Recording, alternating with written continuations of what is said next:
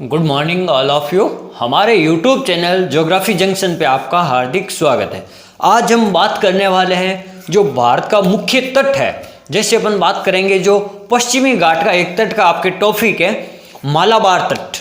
ये जो मालाबार तट है इसकी क्या विशेषता है, या ये जो कौन से राज्य में मुख्य रूप से अवस्थित है, या ये जो मालाबार तट है ये क्यों प्रसिद्ध है, या इसकी क्या भौतिक जो विशेषता है वो क्या विशेषता है। जैसे यहाँ पर कुछ मुख्य रूप से कुछ दो चार विशेषताएं हैं, अपन उनके बारे में बात करेंगे। तो अपन सबसे पहले बात करते हैं जो मालाबार तट है ये मुख्य रूप से आपके केरल राज्य में स्थित है। मुख्य रूप से अगर पूछे कौन सा राज्य है, अगर एक राज्य की बात की जाए तो आपको ध्यान रखना केरल राज्य में। कहाँ है ये? मुख्य रूप से केरल राज्य में। फिर मैं इसको आगे अलग अलग रूप से भी आपको मैं बताऊंगा कि मालाबार तट है किस प्रकार से इसका, या पश्चिमी घाट के जो तट है इसका किस प्रकार से विभाजन किया गया। तो अपन बात करते हैं अब मालाबार तट। जो ये मालाबार तट है आपका, ये पश्चिमी घाट है। जो आपको पश्चिमी तट के किनारे आपको पश्चिमी घाट मिलेगा, उसके समानांतर एक छोटा सा एक संकरा जो तट फैला हुआ है जिसको अपन क्या कहते हैं, मालाबार तट कहते हैं। इसका जो मुख्य विस्तार है अपन मान सकते हैं लगभग गोवा, या अपन एक स्थान क्षेत्र का नाम है मंगलोर। मंगलोर से लेकर जो कन्याकुमारी तक का जो क्षेत्र होता है इसको अपन क्या कहते हैं, मालाबार तट कहते हैं। और मालाबार तट का भारत के रूप में विशेष महत्व, क्योंकि जो विदेशी लोग आते थे प्रारंभ में, जब फ्रांसीसी आए, डच आए, पुर्तगाल वगैरह जो लोग आए थे, वो सभी इसी तट से होकर यानी इसी मार्ग से होकर, जल मार्ग से होकर फिर भारत में प्रवेश करने लगे। क्योंकि वो जब व्यापार करने के लिए यहाँ आते थे तो वो सबसे पहले कोच्चि बंदरगाह, जिसको आप कोच्चि बंदरगाह को आप क्या कहते हो, रानी कहते हो, तो वो यहां से आते थे। तो अपन बात करते हैं केरल के तट की। जो मुख्य रूप से भौतिक अगर बाकी दृष्टि की बात की जाए तो यह एक समुद्र तट के बीच और पश्चिमी घाट के बीच का एक जो संकरा मार्ग होता है, इसी को अपन मुख्य रूप से क्या कहते हैं, मालाबार तट कहते हैं। जिसका मुख्य रूप से अगर पूछा जाए अवस्थित कहाँ है इसकी स्थिति, तो इसको अपन कहेंगे केरल तट। फिर अपन बात करते हैं इसकी कुछ, फिर मैं आपको एक चित्र के माध्यम से बताऊंगा कि इसकी किस प्रकार से और व्यवस्था है जो अवस्थित है ये। जैसे मालाबार तट पश्चिमी घाट व अरब सागर के बीच में भारतीय प्रायद्वीप, यानी पश्चिमी घाट और अरब सागर के बीच में ये एक भारतीय प्रायद्वीप का जो दक्षिणी भाग का जो हिस्सा है वहां से है। भारतीय प्रायद्वीप के पश्चिमी तट के समानांतर एक संकीर्ण तटवर्ती क्षेत्र है। क्या है? एक पतला सा, संकीर्ण का मतलब जो चौड़ाई में कम हो, यानी पतला सा एक ये जो है तट है मालाबार तट। जब स्वतंत्र भारत में छोटी छोटी रियासतें, जब स्वतंत्र भारत में जब छोटी छोटी रियासतों का जब विलय हुआ था, तब उस समय क्या हुआ था, जो केरल के जो तट, जो केरल की जो अलग अलग रियासतें थी, एक का नाम था त्रावणकोर, यानी एक छोटी रियासत थी जिसका नाम था त्रावणकोर, और एक दूसरी रियासत थी कोचीन। इन दोनों रियासतों को मिलाकर एक राज्य बनाया गया, त्रावणकोर कोचीन राज्य। इसको क्या किया गया, त्रावणकोर और कोचीन राज्य के रूप में इन दोनों को मिला दिया गया, त्रावणकोर और कोचीन को। फिर क्या हुआ, फिर वापस पुनर्गठन हुआ और उसमें एक राज्य पुनर्गठन आयोग के द्वारा फिर इसमें क्या कर दिया, मालाबार तट को भी शामिल कर दिया। जब त्रावणकोर और कोचीन के साथ में जब अपन मालाबार तट को भी अगर शामिल कर दिया जाए, तब उस समय उसके बाद में इस राज्य को अपन कहने लगे थे केरल राज्य। जब मालाबार तट और मालाबार तट के साथ में कोचीन व त्रावणकोर तीनों को शामिल कर दिया गया, इसको अपन संयुक्त रूप से अपन ने इसका नाम देने लगे थे। क्या नाम देने लगे? केरल राज्य, जो केरल राज्य है। फिर अपन बात करते हैं जो कोचीन और मालाबार तट जिस समय दोनों विलय हुए थे, उस समय जब प्रांत जो ये आपका मालाबार तट है, इसके ऊपर मद्रास का उस समय किसका अधिकार था? मद्रास का अधिकार था। ये मद्रास के अंडर में आता था, मद्रास के अधिकार क्षेत्र में आता था।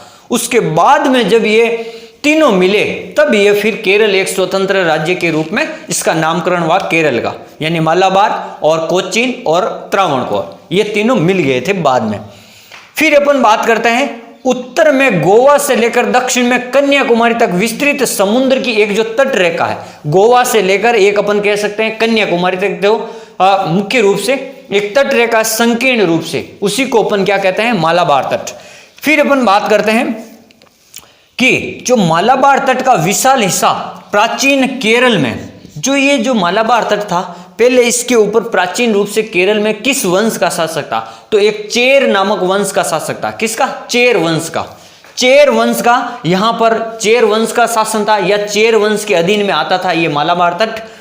फिर कई बार यहां पर पुर्तगालियों ने व्यापारिक चौकियां स्थापित कर दी। फिर क्या हुआ था, यहां पर जैसे चेर वंश के बाद में विदेशी यात्री आने लगे थे, पुर्तगाल है, डच है, या अपन और बात करेंगे। तो जो पुर्तगाली वगैरह लोग आए थे तो उन्होंने व्यापार का जो केंद्र है, मुख्य केंद्र भारत में, उस समय इसको मालाबार तट के पास में आकर बस गए थे। यही मालाबार तट से ही इसको ही व्यापार का केंद्र, क्योंकि यहाँ जो तट था यहाँ से बंदरगाह वगैरह की जो आयात निर्यात का जो सामान वगैरह था वो आराम से जल मार्ग के द्वारा आराम से ले जाया जा सकता था। इसलिए सबसे पहले उन्होंने यहाँ मालाबार तट को ही चुना पुर्तगालियों ने। जैसे यहाँ पर पुर्तगाली कई व्यापारिक चौकियां स्थापित कर दी। फिर 18वीं शताब्दी में यहाँ पर डच वगैरह आए थे। डच जो 17वीं शताब्दी में यहाँ पर कौन आ गए थे? डच। 17वीं शताब्दी में डच आ गए थे और 18वीं शताब्दी में फ्रांसीसी भी यहाँ पर आए थे। डच के बाद में कौन आए? फ्रांसीसी। और उसके बाद में 18वीं शताब्दी में फ्रांसीसियों के बाद में जब अंग्रेजों का पूर्ण रूप से इस पर क्या हो गया? अधिकार हो गया। 18वीं शताब्दी में अंग्रेजों का इस पर अधिकार हो गया, अंग्रेजों के अधीन आने लगा। ये जो आपका जो मालाबार तट है ये समुद्र के किनारे वाला भाग है। जैसे मैं आपको यहां बताऊं,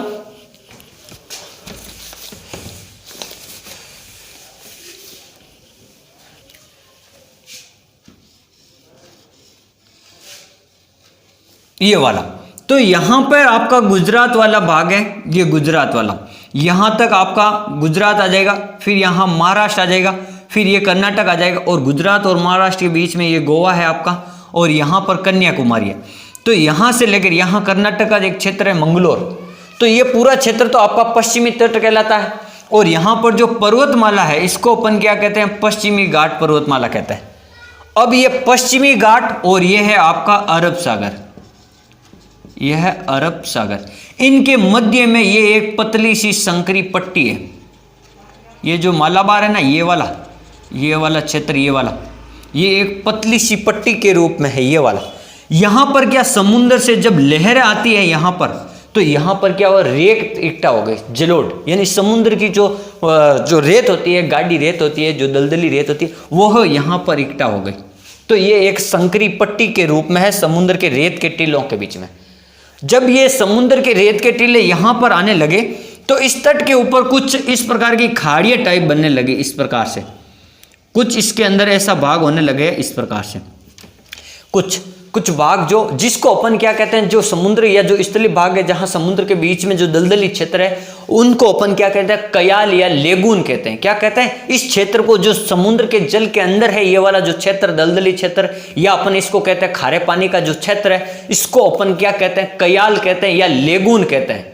ये कयाल और लेगून एक तरफ से आपको खाड़ी जैसा लगेगा, जिससे यहां पर क्या होता था? व्यापारिक बंदरगाहों का निर्माण।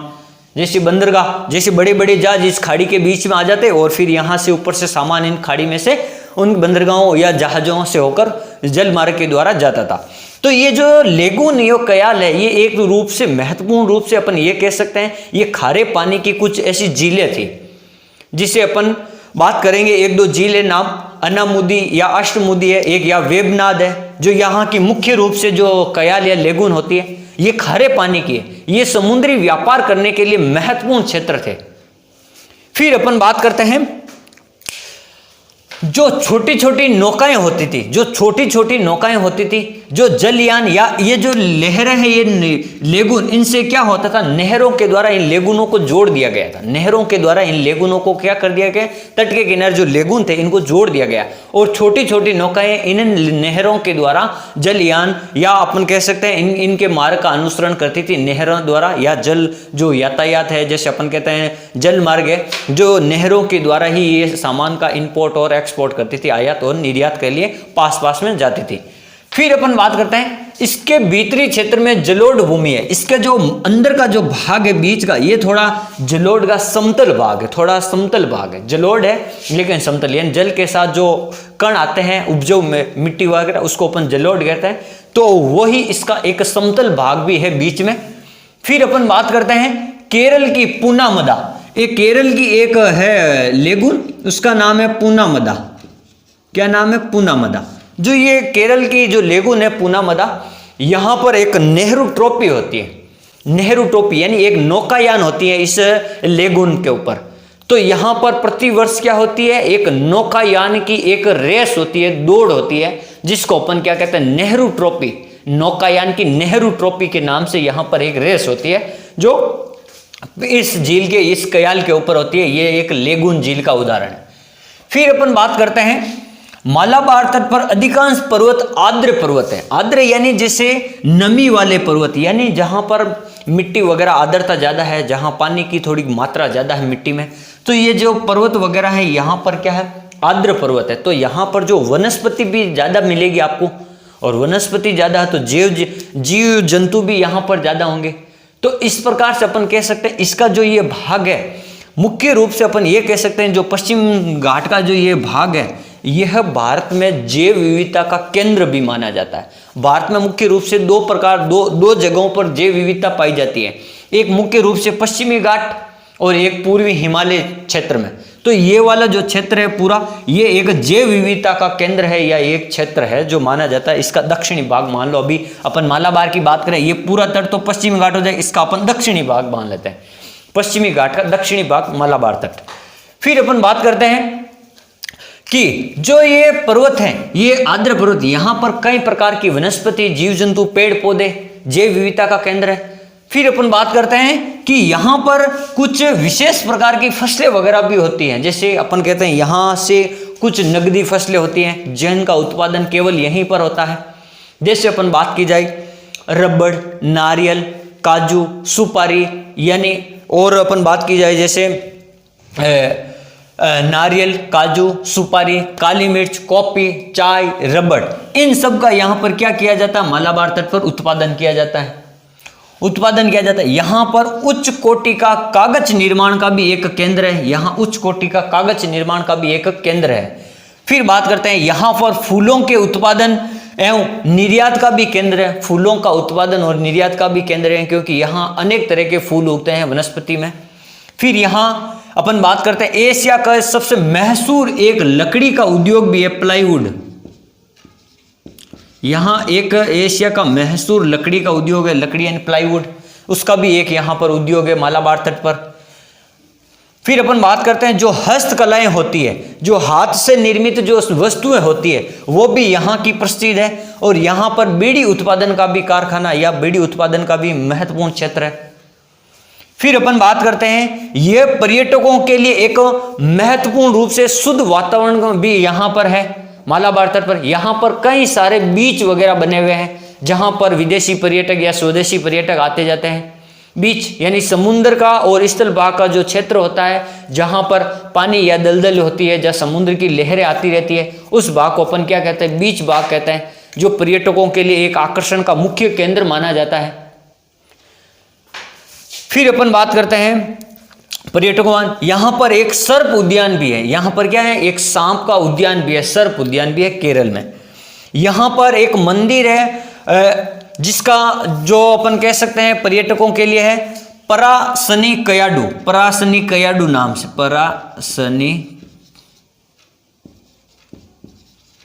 परासनी नाम से आपको ध्यान रखना, परासनी कयाडू नाम से एक मंदिर है। ये मंदिर है जो भगवान, अपन कह सकते हैं ये किस भगवान का मंदिर है? यहाँ इस मंदिर की सबसे महत्वपूर्ण बात है, यहाँ सभी जातियों को सर्व रूप से समान रूप से प्रवेश का अधिकार है। यहाँ पर कोई भी जाति इस मंदिर में प्रवेश कर सकती है। और यहाँ ये भगवान मुत्थफन का मंदिर है। ये भगवान मुत्थफन का मंदिर है, जहां पर ये जो मुत्थफन भगवान थे, ये शिकारियों के देवता माने जाते हैं। मुत्थफन भगवान का जो मंदिर है परासनी, और मुत्थफन भगवान है जो शिकारियों के देवता माने जाते हैं। यहाँ पर अपन कह सकते हैं जो कांसी, यहाँ पर एक होता ताड़ी व मांस का सेवन किया जाता है। यहाँ पर किसका प्रसाद मिलता था? ताड़ी, यानी वहां की कोई स्थानीय वस्तु है, ताड़ी व मांस का यहाँ पर आपको क्या मिलता था? प्रसाद मिलता था। फिर अपन बात करते हैं, यहाँ पर जो मंदिर में दलित वर्ग के पुजारी भी मिलते थे। जो केरल के जो मंदिर है मालाबार तट के, वहां पर दलित वर्ग के भी पुजारी आपको मिलेंगे, दलित वर्ग के। फिर यहाँ की और विशेषता बताता है, यहाँ जो मालाबार तट है, केरल की जो अधिकांश जो आबादी है वो मुस्लिम आबादी है। ये भी आपको ध्यान रखना, यहाँ अधिकांश आबादी कहाँ है, मुस्लिम प्रकार की आबादी है।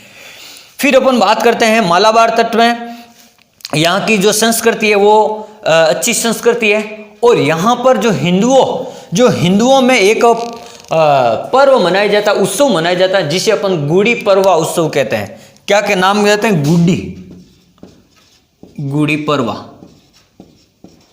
ये गुड़ी पड़वा उत्सव भी केरल के मालाबार तट पर मनाया जाता है। ये इसके लिए भी महत्वपूर्ण है। यहाँ पर जो हिंदू जनजाति या हिंदू जाति के लोग इकट्ठे होते हैं और इस पर्व को बड़े विशेष रूप से, विशेष आकर्षण के साथ धूमधाम से मनाते हैं। फिर अपन बात की जाए, यहाँ जो मालाबार तट है, यहाँ पर जो ईसाई धर्म का जो प्रचार प्रसार करने के लिए आए थे, सर्वप्रथम जो ईसाई धर्म के जो संत वगैरह हुए थे, जो बड़े लोग, उनको अपन कहते हैं सेंट थॉमस भी वो मालाबार तट से ही आए थे भारत में ईसाई धर्म का प्रचार करने के लिए। और अपन मालाबार तट की विशेषता की बात की जाए तो मालाबार तट भारत के लिए सबसे महत्वपूर्ण तट है, क्योंकि यहाँ पर एक तो सबसे महत्वपूर्ण, यहाँ इस तट पर बंदरगाह ज्यादा है जो व्यापार का केंद्र है। फिर अपन कहते हैं जो मालाबार तट से जो भारत में जो वर्षा का जो वितरण होता है, तो सबसे पहले यहाँ मालाबार तट यानी केरल राज्य में जो मानसून आता, दक्षिण पश्चिम जो मानसून आता ना, वो आपके केरल राज्य से प्रवेश करता। तो मानसून की दृष्टि से भी ये जो केरल राज्य है सबसे महत्वपूर्ण है। यहाँ पर सबसे पहले मानसून आता है और सबसे बाद में मानसून जाता है। तो ये भी आपको ध्यान रखना, सबसे पहले भारत में कौन से राज्य में आता है, तो केरल में। अगर अंडमान निकोबार दिया हुआ हो तो वहां अंडमान निकोबार करना, लेकिन अगर भारत के मुख्य भूमि की बात की जाए तो केरल में ही सबसे पहले मानसून आता है। ये आपको ध्यान रखना, क्योंकि यहाँ जो पश्चिमी घाट पर्वत है, तो पश्चिमी घाट पर्वत के पश्चिमी क्षेत्र पर लगभग 350 लेकर 400 सेंटीमीटर तक बारिश होती है। 350 से लेकर 400 सेंटीमीटर तक बारिश होती है। और पश्चिमी भाग में, इसके पूर्वी भाग में, पश्चिम घाट के पूर्वी भाग में यहाँ पर वृष्टि छाया प्रदेश रह जाता है, वृष्टि छाया, क्योंकि यहाँ बारिश बिल्कुल कम होती है, 50 सेंटीमीटर के आसपास लगभग, क्योंकि जितनी भी जो आर्द्रता होती है वो इस पर्वत से टकराती है और यहाँ वर्षा कर देती है। फिर जो पवनें हल्की होकर फिर ऊपर होकर फिर वापस उसके पश्चिमी घाट के पूर्वी भाग की ओर धीरे धीरे नीचे उतरती हैं और वहाँ थोड़ी थोड़ी बारिश करती हैं। तो इस प्रकार भी ये मालाबार तट है जो महत्वपूर्ण है वर्षा की दृष्टि से भी और व्यापारिक केंद्रों की दृष्टि से भी। यहाँ पर मछली उत्पादन के लिए भी ये जो केंद्र है, अपन कह सकते हैं केरल राज्य का मालाबार तट, क्योंकि यहाँ लेगून वगैरह जो मछली उत्पादन के लिए भी प्रसिद्ध है। तो इस प्रकार आज हमने जाना कि जो मालाबार तट है मुख्य रूप से भारत के लिए क्यों महत्वपूर्ण है। Thank you.